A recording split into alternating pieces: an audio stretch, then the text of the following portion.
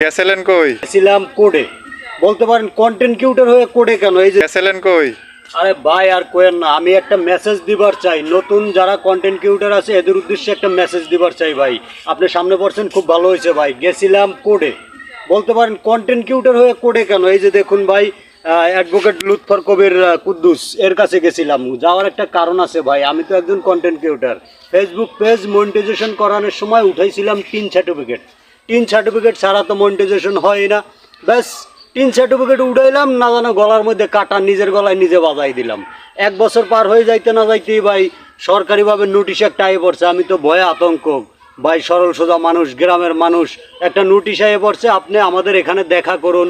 আপনি যদি দেখা না করেন অমুক তারিখের মধ্যে, তাইলে পরবর্তীতে আপনার নামে মামলা হবে। আসলে আমি খুব বিপদে পড়ে গেছিলাম, ভয়ও পাই গেছিলাম। যাই হোক, তো সেই সমস্যার সমাধান করে আনলাম।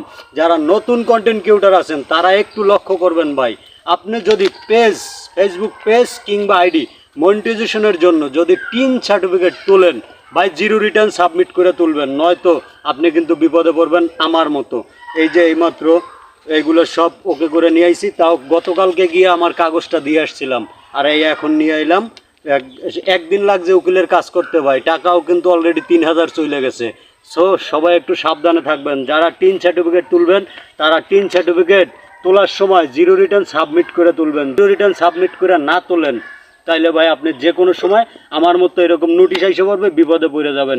টিন সার্টিফিকেটের কারণে আমার এবার এই 3000 টাকা খরচ গেল, কোর্টে গেল, সরকারের 1000 টাকা দিতে হইলো, উকিলরে 2000 টাকা দিতে হইলো, বিভিন্ন জায়গায় দৌড়াদৌড়ি করতে হইলো, অনেক পরিশ্রম গেল, অনেক শ্রম গেল।